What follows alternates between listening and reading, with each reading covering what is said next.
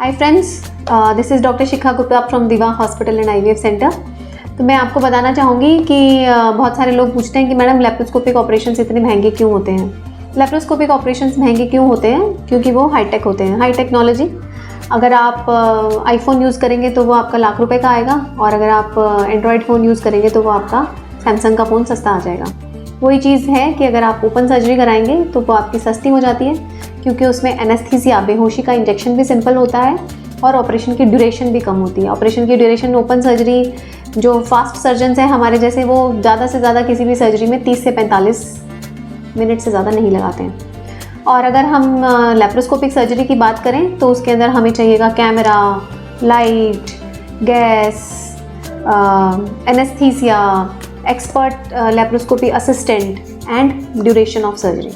Duration of surgery, क्योंकि हम surgery millimetre by millimetre करते हैं, छोटा छोटा होता है। लेप्रोस्कोपिक सर्जरी है, दूरबीन से कर रहे हैं, 5 मिलीमीटर के इंस्ट्रूमेंट्स होते हैं, तो उनको करने में टाइम लगता है।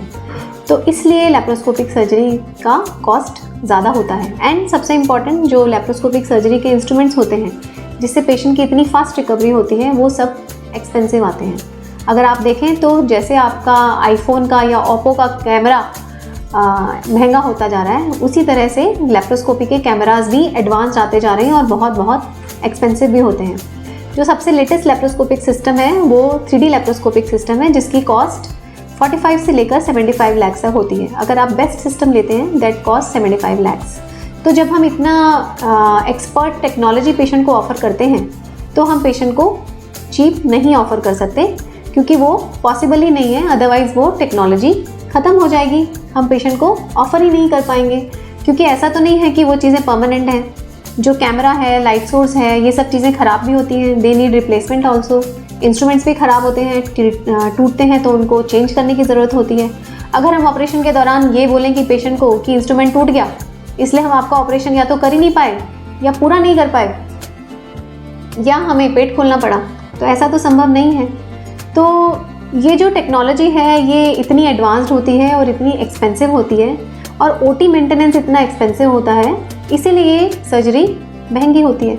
और इसीलिए आपको गवर्नमेंट में इतनी आसानी से दूरबीन के ऑपरेशनों की सुविधा नहीं मिलती है, क्योंकि वहाँ पर भी औजारों की खरीद और उनकी मेंटेनेंस की समस्या होती है।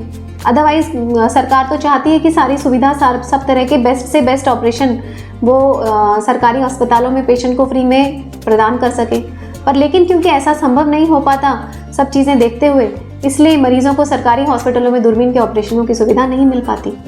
तो मैं आपको बस यही कहना चाहती हूँ कि प्लीज़ आप डॉक्टर्स को मिसअंडरस्टैंड किए बिना इस बात को समझिए कि लेप्रोस्कोपिक ऑपरेशंस जो होते हैं, अगर पेशेंट को बेस्ट ऑफ टेक्नोलॉजी चाहिए तो पेशेंट को उसके लिए एक्सपेंसेस करने पड़ते हैं, क्योंकि सारी टेक्नोलॉजी महंगी आती है। एंड अनदर थिंग, सारी टेक्नोलॉजी इम्पोर्टेड होती है। सारी टेक्नोलॉजी यूरोपियन कंट्रीज़ से, ज़्यादातर फ्रांस और जर्मनी से आती है, और कुछ टेक्नोलॉजी जापान से आती है। तो आई होप आप मेरा पॉइंट समझने की कोशिश करेंगे। Thank you.